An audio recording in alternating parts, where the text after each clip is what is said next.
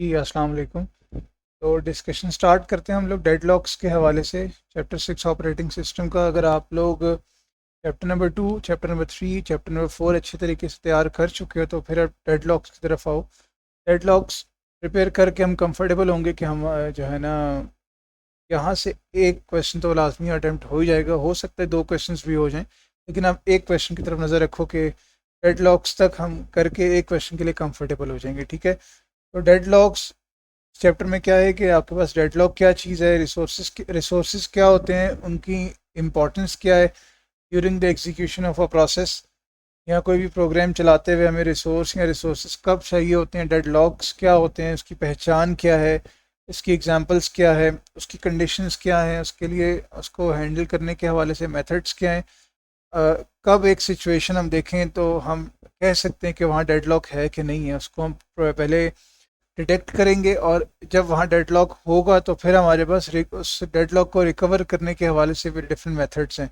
ये सब बताने का मकसद कि ये डिफरेंट डायमेंशंस हैं जो आपसे किसी भी डायमेंशन में सवाल पूछा जा सकता है। ठीक है, तो अगर आप इस चैप्टर को तैयार कर रहे हो तो फिर आपको इन तमाम एस्पेक्ट्स को कवर करना है। डिस्कशन स्टार्ट करते हैं, जैसे बुक में भी स्टार्ट है। बुक पे भी उसने शुरू में यही बातें लिखी हैं जो यहाँ पे इस स्लाइड पे आपको नज़र आ रही हैं। ये स्लाइड पीएम सीरीज़ वालों ही की बनाई हुई है, उन्हीं की बनाई हुई स्लाइड्स हैं। तो उसने बताया कि क्या आपके पास एक वक्त में सिस्टम के अंदर मल्टीपल प्रोसेस चल रहे होते हैं, बिल्कुल चल रहे होते हैं, और हर प्रोसेस को रिसोर्स या रिसोर्सेज चाहिए होते हैं। अगर एक प्रोसेस चल रहा है तो बिल्कुल पॉसिबल है कि उसको मल्टीपल रिसोर्सेज चाहिए हों, और जब मल्टीपल प्रोसेस चल रहे हैं तो हर एक को डिफरेंट डिफरेंट जो है ना रिसोर्सेज चाहिए हो सकते हैं एक ही टाइम के ऊपर।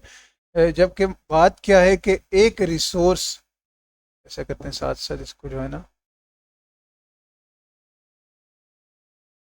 हम्म,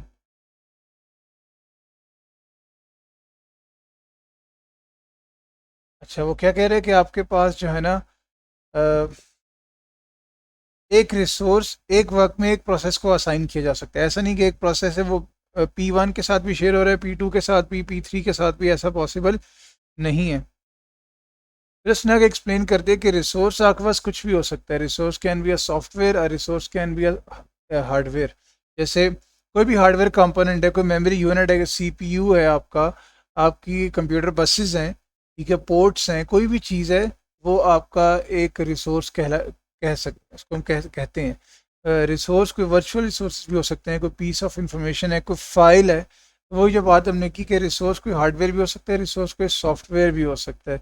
उसने क्या कहा, जब रिसोर्स एलोकेशन के हवाले से जो ऑपरेटिंग सिस्टम की बड़ी जिम्मेदारी है वो इस बात को देखना है कि जब एक रिसोर्स एक प्रोसेस ने इस्तेमाल कर ली है तो वो उसको रिलीज़ करे। ठीक है, और इसके साथ साथ वहाँ पे किसी किस्म का कॉन्फ्लिक्ट ना आए, क्योंकि मल्टीपल प्रोसेसेस हैं और वो रिसोर्सेज मांग रहे होते हैं, और आपके पास सिस्टम में रिसोर्सेज तो लिमिटेड होते हैं। यही बात उसने आगे भी लिखी है, आपके पास रैम है तो रैम का लिमिटेड साइज़ होगा। अब अगर जो है ना बहुत सारे प्रोसेसेस एक टाइम पे मेमोरी में आना चाह रहे हैं तो ये शायद पॉसिबल ना हो, क्योंकि आपके रैम की साइज़ लिमिटेड है, रैम का साइज़ लिमिटेड है। अगर आप स्पेस हार्ड डिस्क की बात करो, उसमें लिमिटेड स्पेस है, आप अनलिमिटेड साइज़ के प्रोसेसेस या प्रोग्राम्स वहाँ पे इंस्टॉल सेव नहीं कर सकते।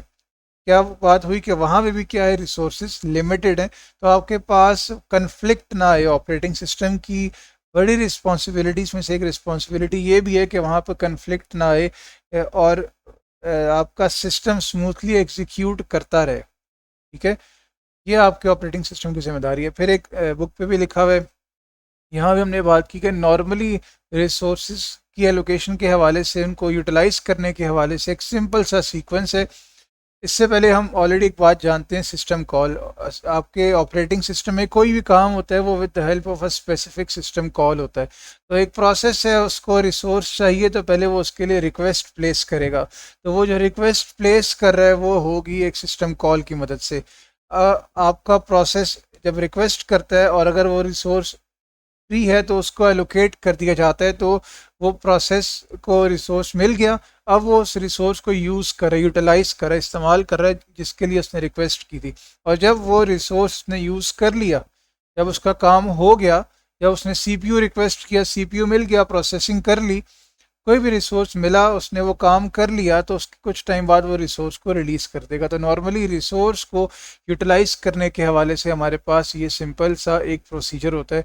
रिक्वेस्ट की हमारे पास एक सिस्टम कॉल होती है जिसको एग्जीक्यूट करता है प्रोसेस रिक्वेस्ट के लिए, और इसी तरह जब प्रोसेस जो है ना एक रिसोर्स इस्तेमाल कर लेता है तो रिलीज़ की सिस्टम कॉल एग्जीक्यूट कराता है, जो इस बात को कंफर्म करता है कि ये रिसोर्स इस टाइम पे फ्री हो चुका हुआ है।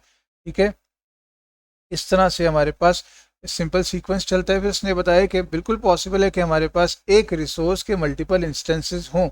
हमने सिस्टम से एक प्रिंटर अटैच कर दिया, तो एक प्रिंटर हमारे पास एक रिसोर्स है।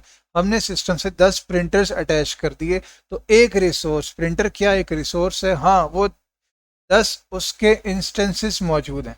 तो आप कन्फ्लिक्ट को बचाने के लिए जहाँ पर आप जो है ना अफोर्ड कर सकते हो, वहाँ पे रिसोर्स के मल्टीपल इंस्टेंसेस जो है ना प्लेस कर देते हो। इससे फ़ायदा क्या होता है कि कन्फ्लिक्ट आने के ज़रा चांसेस कम हो जाते हैं। फिर अगर हम बात करें कि डेड लॉक क्या चीज़ है, अगर हम बात करें कि डेड लॉक क्या चीज़ है, तो डेड लॉक हमारे पास एक ऐसी सिचुएशन है, डेड लॉक हमारे पास एक ऐसी सिचुएशन है जो हमारे पास एक प्रोसेस है, वो कुछ रिसोर्सेज का इंतज़ार कर रहा है, वेट कर रहा है कुछ रिसोर्सेज के लिए, जो रिसोर्सेज इस टाइम पे उसके लिए अवेलेबल नहीं है, लॉक्ड हैं।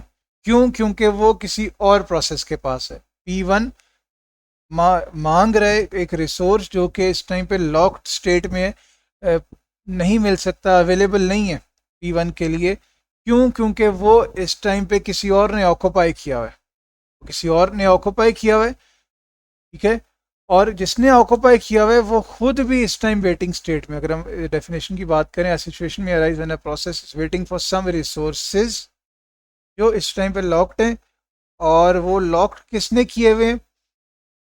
कोई और वेटिंग प्रोसेसेस नहीं, मतलब कोई और प्रोसेस है जो खुद इस टाइम पे वेटिंग स्टेट पे है, कोई और ऐसा प्रोसेस है जो मजीद आगे कुछ ऐसे रिसोर्सेज मांग रहे जो उसको भी नहीं मिले हुए। P1 मांग रहे कुछ रिसोर्स, वो मिला हुआ P2 को, लेकिन P2 बजाते खुद क्या है, वो ऐसी स्टेट में है कि वो भी आगे फर्दर रिसोर्सेज मांग रहे जो उसको भी नहीं मिल पा रहे।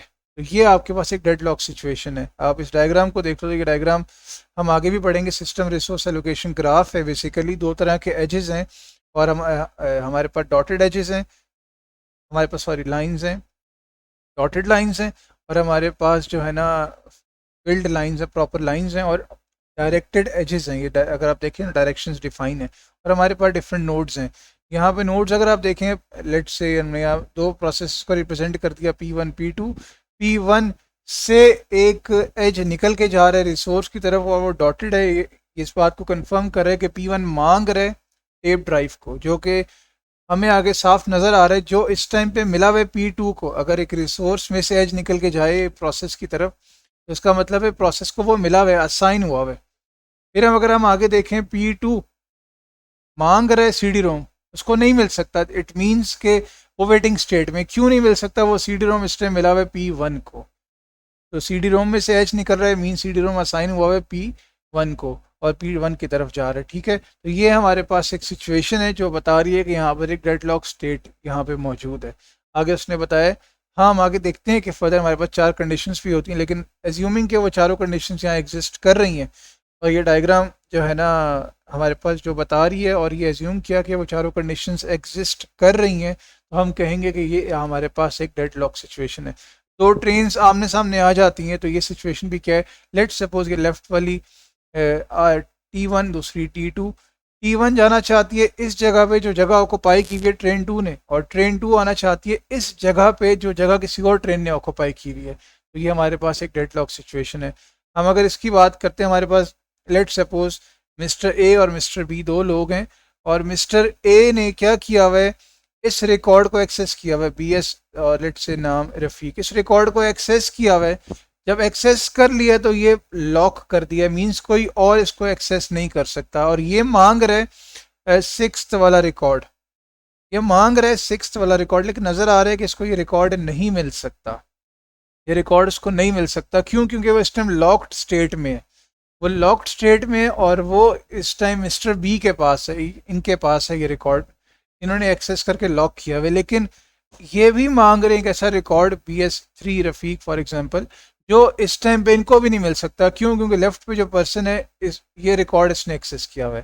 बेसिकली इन दोनों के लिए क्या है, एक डेड लॉक सिचुएशन है। तो यहाँ तक हमने जो चीज़ें देखी हैं कि हमारे पास डेड लॉक क्या है, यहाँ हमने डेडलॉक देखा, उसकी एग्जांपल्स देखी, और इससे पिछली स्लाइड पे हमने देखा कि रिसोर्सेज क्या होते हैं, हार्डवेयर या सॉफ्टवेयर हो सकते हैं, उनकी इम्पोर्टेंस क्या है, लिमिटेड होते हैं एक सिस्टम के अंदर, उनको ठीक तरीके से मैनेज करना ऑपरेटिंग सिस्टम की जिम्मेदारी है ताकि किसी किस्म का कन्फ्लिक्ट ना आए। और जो है ना, इस तरह की डिस्कशन हम लोगों ने की है। नेक्स्ट अभी हम देखते हैं कि हमारे पास जो कंडीशंस हैं वो डेड लॉक की कंडीशंस कौन कौन सी हैं।